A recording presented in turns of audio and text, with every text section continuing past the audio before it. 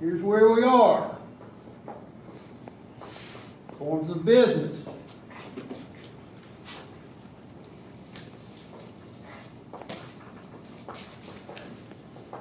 Basic business equation.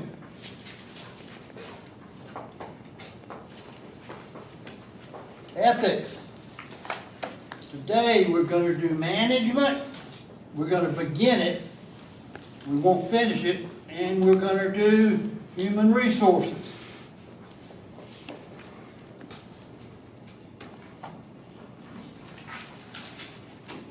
What are our key words under form of business that we've got to remember? 5 decision makers. All right. 5 decision makers.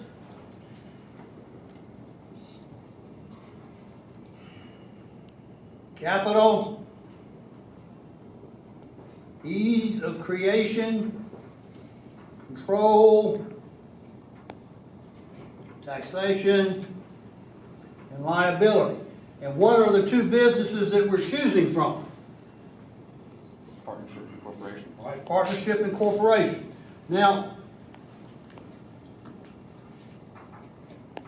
if I gave you a test and the only thing you put on it is this is a form of business issue, well, I mean, that's a pass. That's a D plus, C minus, minus, minus.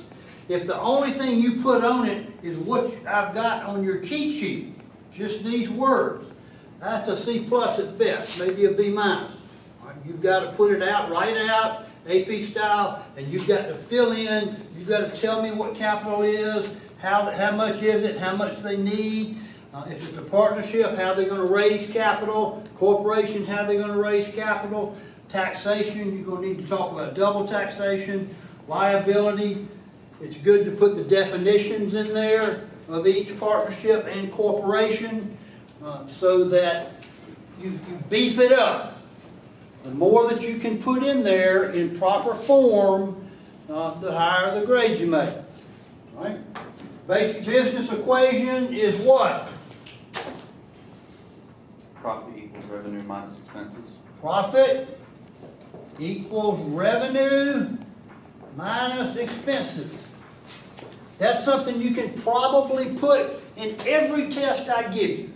All right? I mean, every situation of somebody wanting to form a business of any kind, they're doing it to make money. So to stick in the basic business equation, you know, you do, this is a form of business issue, and you go through the 5 decision makers, you pick one of the 2, partnership or corporation, and then you put in another paragraph. This is also a basic business issue. These people want to make a profit, and the way to make a profit, it has more revenue than expenses. Okay, that's a little small paragraph that bumps up your grade. All right, ethics, what's the definition? So you have 3 standards for it, right? No, well, what's the definition? Do the right thing when no one's looking. Oh, yeah. Right.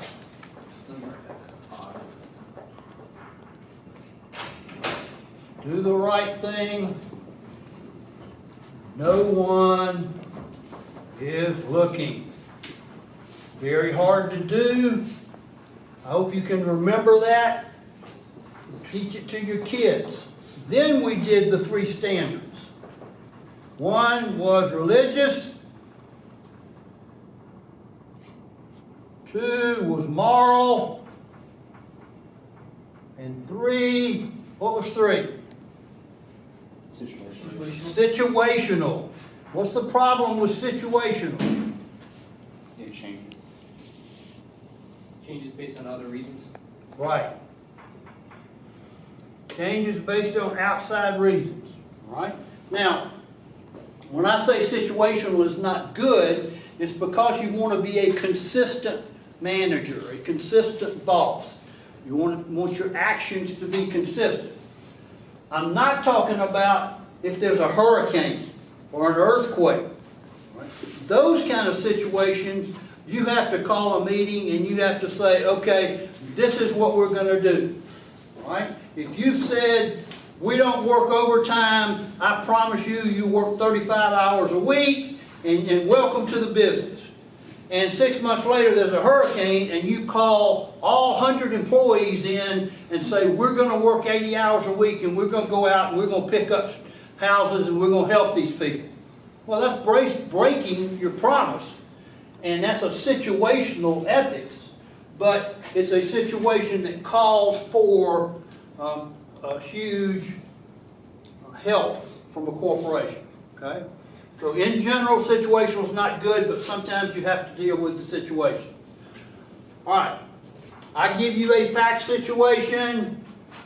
You look at the fact situation and you say, well, I think it has to do with this, and if it has to do with that, well, I'm going to talk about this, and it doesn't have anything to do with ethics, but I think it has to do with management. And do that before you start writing. Okay, you're going to have 10, 11, 12 things over here to pick. And every fact situation is going to have 2, 3, 4 of those issues. Okay, so think about it. Think before you rip off and start writing. Now, management and human resources are related.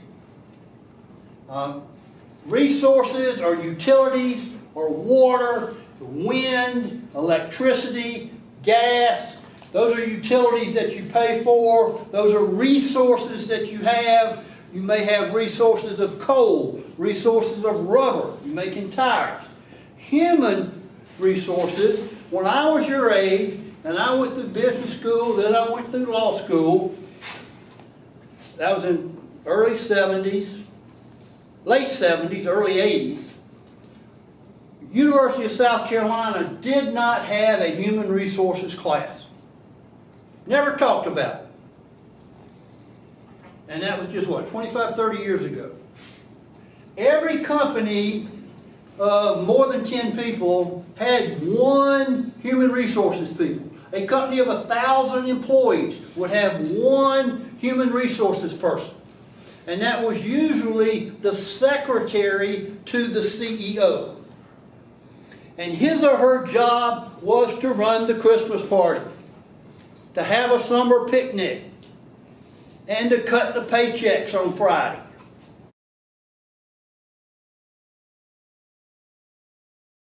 That was it.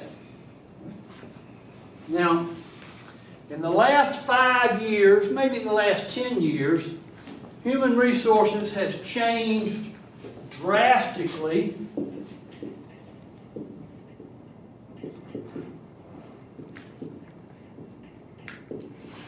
Anybody know why? David, you've had me before. Anybody else had me? Why? What happened? Yeah. No, I don't. Okay. What did people start doing in the last 5 or 10 years that changed how employees are looked at?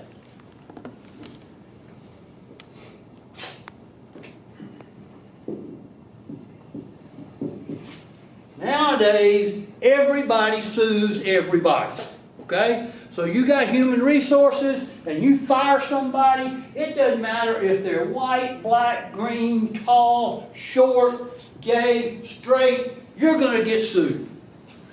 That's just a matter of fact. And even if you win, it costs you money.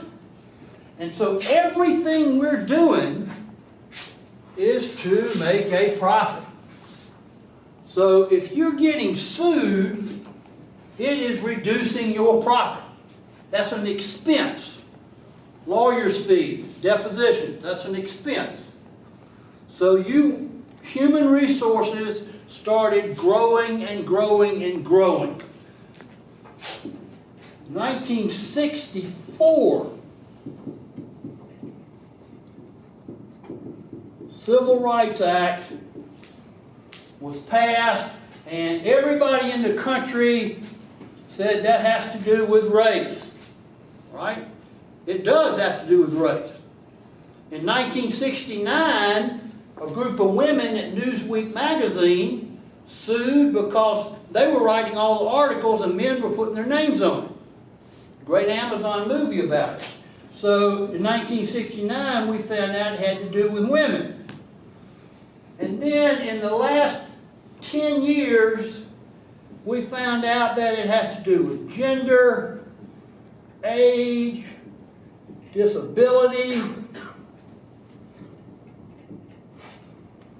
and pretty much anything that you want can be covered under the Discrimination Act.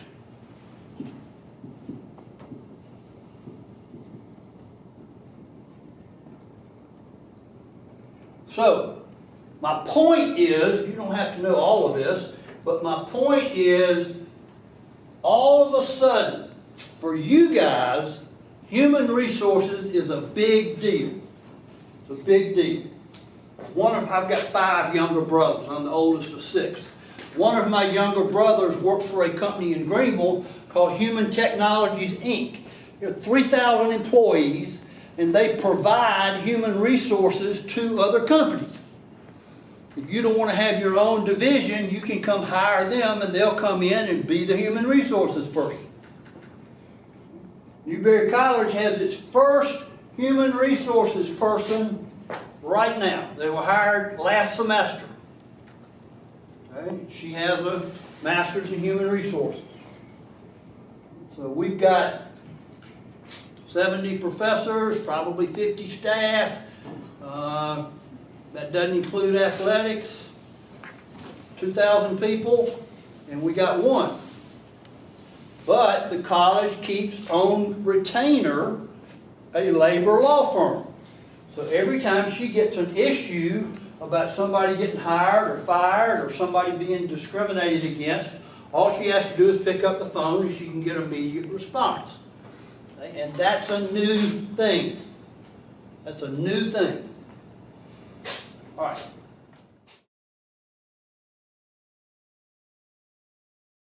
I'm going to do a little bit of management, then we'll do some more next week. All right. Management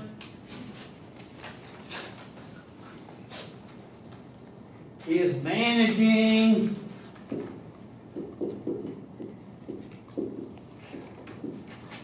humans. All right.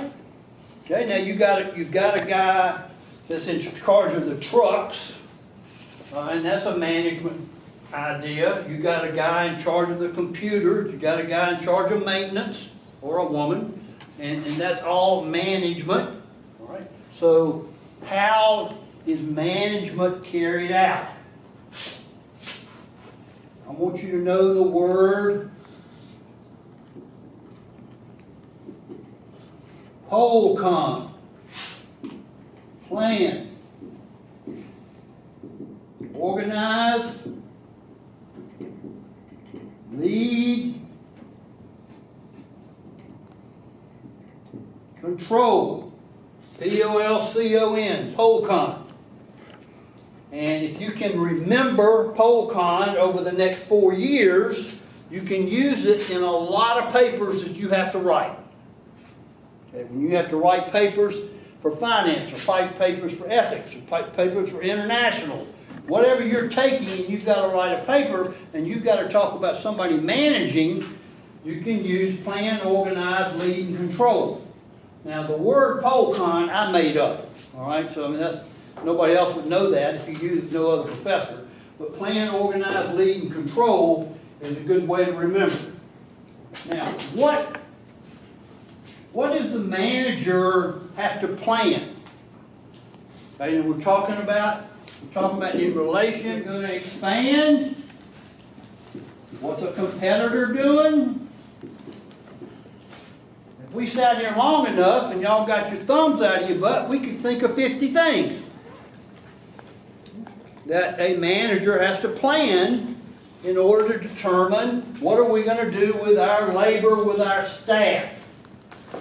Organize.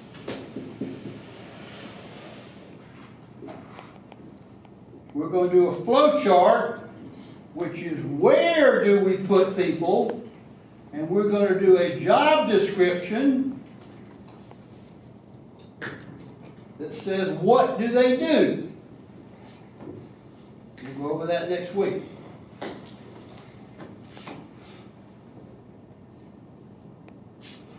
How do you lead? What's the number one way that you lead? By example. By example, What's that word under where? here, Yeah. what? Flow chart is where you put your labor, a job description is what they do, right? Lead by example.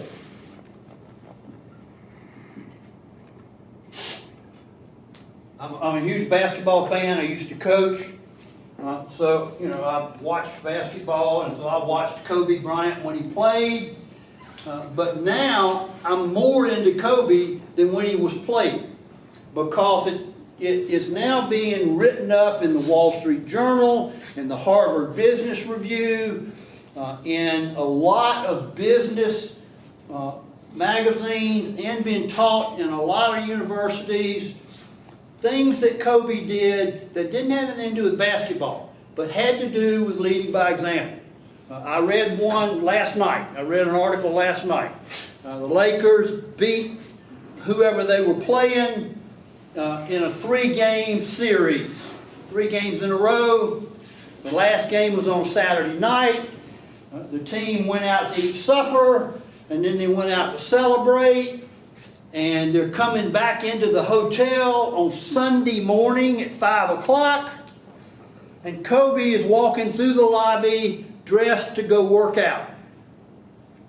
All right, dressed to go work out. He had gone, gotten some rest, and gotten up. He was going to work out. He hadn't gone out to party.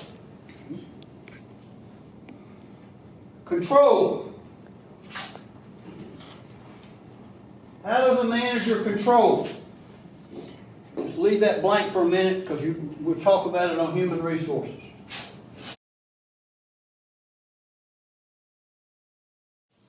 All right. Human resources is a circle. The manager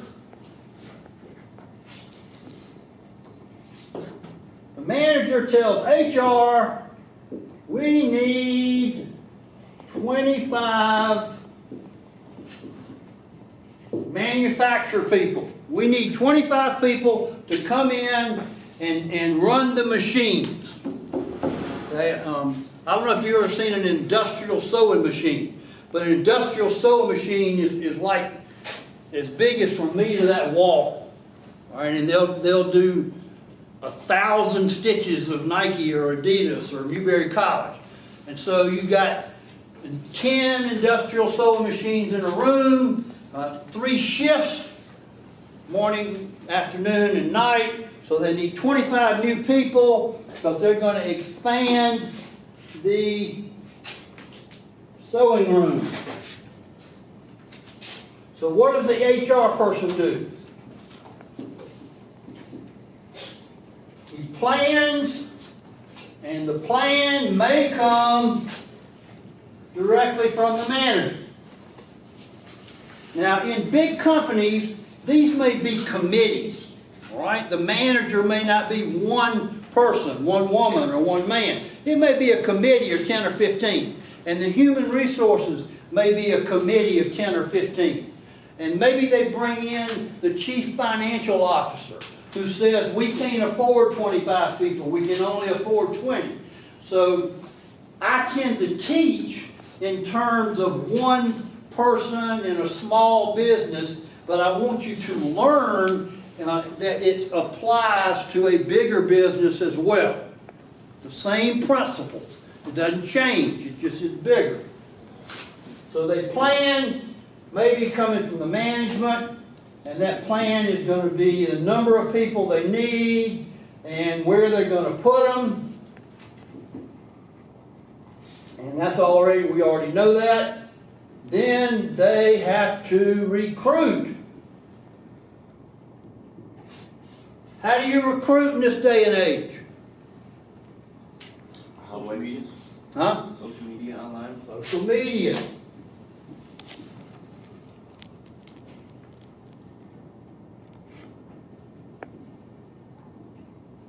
Social media, online. And it always interests me because it shows me my age, but students and career centers, okay? Casey Klein, who runs our career center, is a wonderful person and does a good job. She loves the students. She will do everything she can to help you find you a job. I find people jobs every May when they graduate. This is how I do it as opposed to everybody else, all right? South Carolina is smaller than Atlanta. Okay, there are more people in Atlanta than in our state. I went to college here, I went to law school here, I worked here, I run through businesses here, my son works here. So I recruit by networking.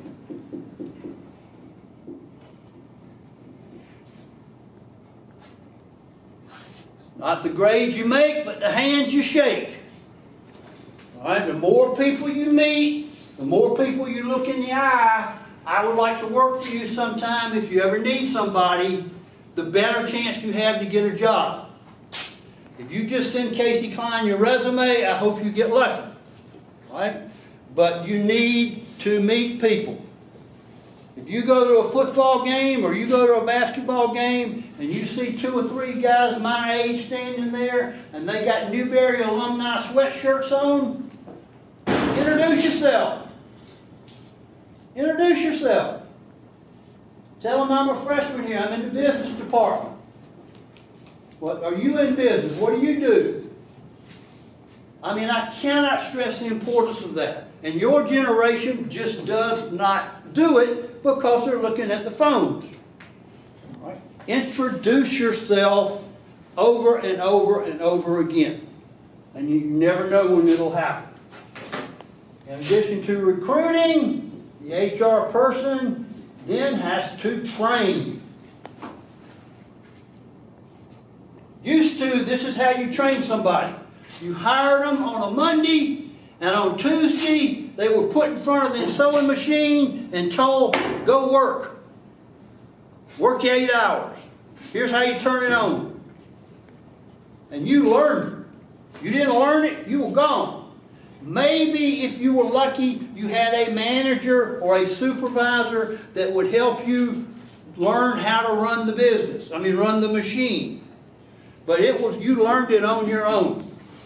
Now, training takes 90 days to 6 months. Why? Why are businesses training people for 90 days to 6 months?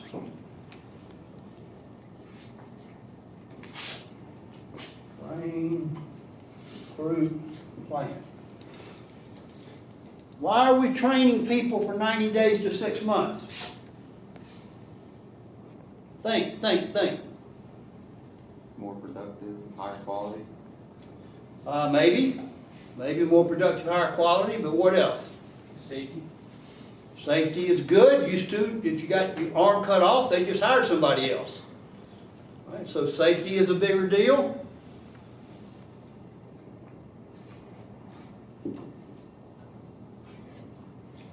Lawsuit. Now, for 6 months, we train you how to get along with your coworkers. We train you how to get along with people that don't look like you. We train you how to park your car so that you can get in the building at 8 o'clock. We take you and train you how to put your card in the time slot. We train you how to dress. We train you when you can pray and when you can't. All because if we fire you and you then say, I was late because I didn't know how to clock in, we got to pay you. When I was your age, if you didn't know how to clock in, you just were canned. They're next man up. Now, because we're a litigation society, which is wonderful for lawyers, they're getting $350 an hour.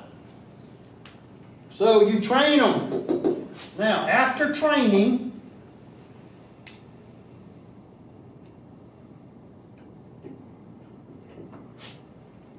put them to work. Now, we've started out with 25 people. After we train them, maybe we're down to 20. Maybe 3 quit, maybe a couple of them were getting the job done. So we put 20 to work. What's next?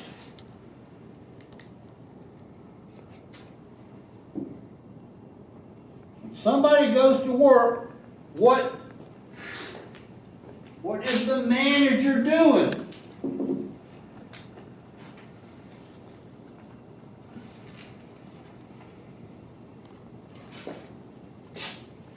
Somebody's on the court, what's the coach doing? Huh? Coach. What do they do as part of coaching? What do they do to decide whether to keep you out there or pull you off?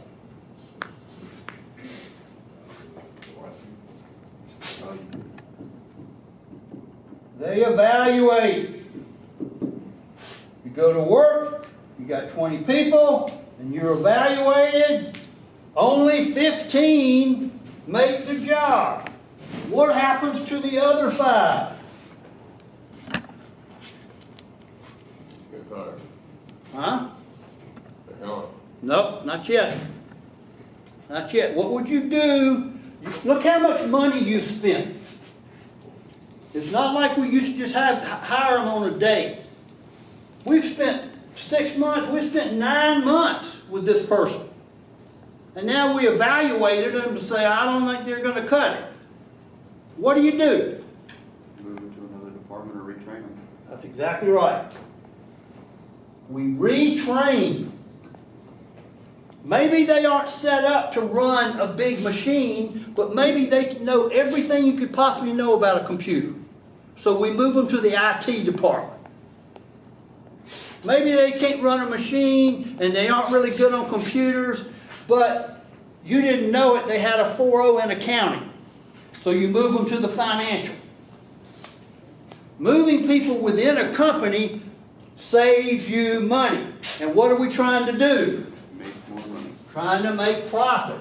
So you don't want the expense of training. You don't want to lose. You want to lose that, and you want to make it something that you get a benefit of. So you start over and you retrain. Finally, they go back to work, and you compensate. When you interview, in 4 years or 3 years or whenever you're interviewing, do not focus, in my advice, is don't ask, what are you going to pay me? Right? I'm on 1-year contracts. I don't ever ask what they're going to pay me. I just like doing my job. Interview with a job that you're going to enjoy. If you enjoy your job, you're going to do well. If you do well, the compensation will follow. Now, during this 6-month training process, they're going to say, we're going to pay you $15 an hour until we put you to work. Then they put you to work and they pay you $40,000 a year. Okay, and that's your compensation. Now, Tyler, what comes next?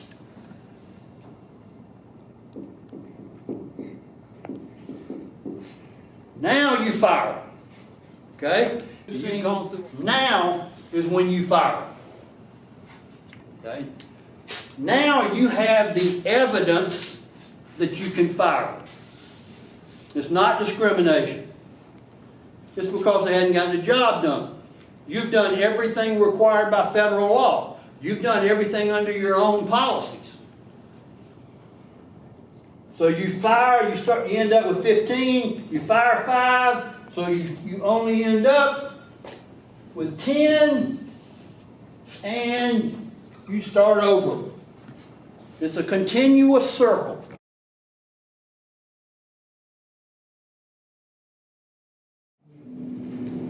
1,000 employees, 100 employees, they're always hiring, recruiting, training, and every time management changes their plan, every time the plan changes, maybe they've decided to make red hats instead of blue hats. Maybe they've decided to build a new warehouse. Maybe they've decided to cut 50 people because the economy's down. Every time there's a new plan for management, there's a new circle for HR. And it all relates to profit equals revenue minus expenses. All right, any questions? All right, here's the way the test will work. I'll finish management on Monday. Maybe we'll take another test Wednesday or Friday. But you're going to have 10 or 12 of these things across the board. So you get a fact situation from me, and you say, well, I think it's a form of business. If it's a form of business, then I can talk about profit. It doesn't have anything to do with ethics. But Dr. Banks talked about management. If it's about management, then it may have something to do with human resources. All right? What I grade you on, your grade is these check marks.